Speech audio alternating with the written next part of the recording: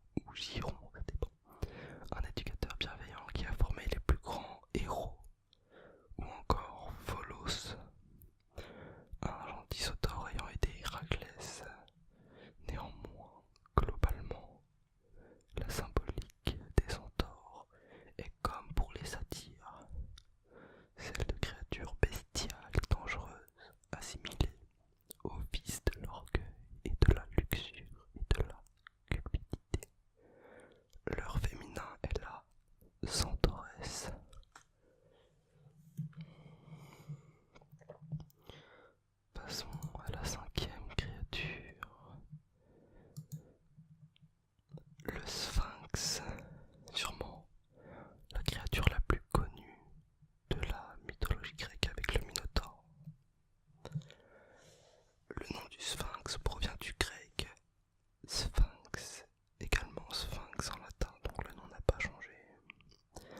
Son origine est très probablement égyptienne, mais par suite de sa diffusion dans le monde grec, Hésiode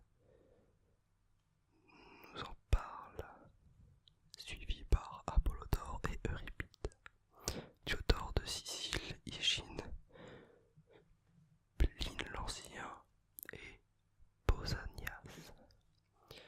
Cet enfant d'Échidna et de Typhon apparaît sous la forme d'une lionne ailée possédant une tête et un buste de femme humaine, et parfois une queue de serpent. Il est décrit comme un démon ravisseur, monstre dévoreur et gardien funèbre. Le Sphinx apparaît dans le mythe d'Édipe, dans lequel la créature soumet au héros une énigme. La bête a été envoyée à Héra pour punir les débats du meurtre du roi Laios, et il gardait la route de Thèbes en dévorant les voyageurs. Lorsque Édipe répondit correctement à l'énigme, le Sphinx fut furieux et se suicida. Voilà pour le Sphinx. Le Minotaure, justement, j'en parlais juste avant. Du grec Minotauros et du latin Minotaurus. Son nom est composé de celui de son père, Minos, et de Tauros, signifiant tout simplement taureau. On retrouve le récit de ces méfaits chez Apollodore, Plutarque ou encore Ovide dans les Métamorphoses. Cette créature très célèbre est née de l'union de Pasiphae et du taureau blanc sacré. Le Minotaure est une bête à corps d'homme à la tête de taureau, qui se cachait dans le labyrinthe créé par Dédale, sur l'ordre du roi Minos. Thésée le tua et il mit ainsi fin à la terreur qu'il inspirait.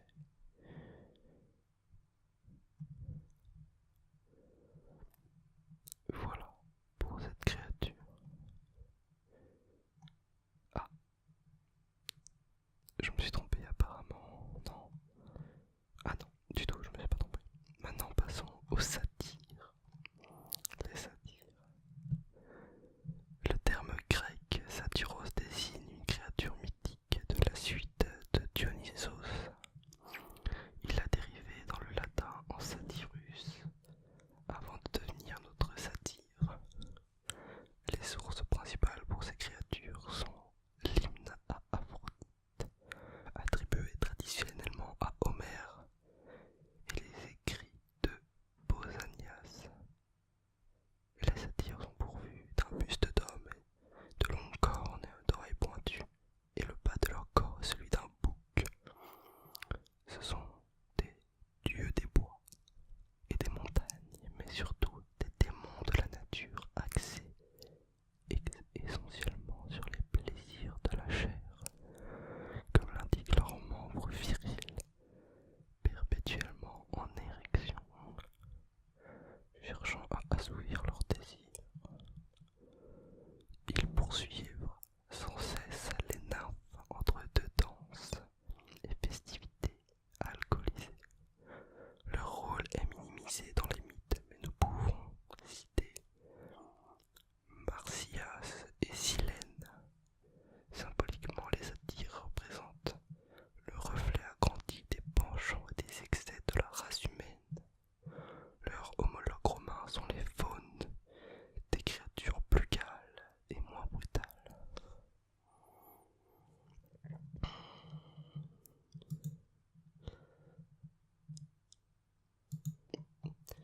Je vais en lire une dernière.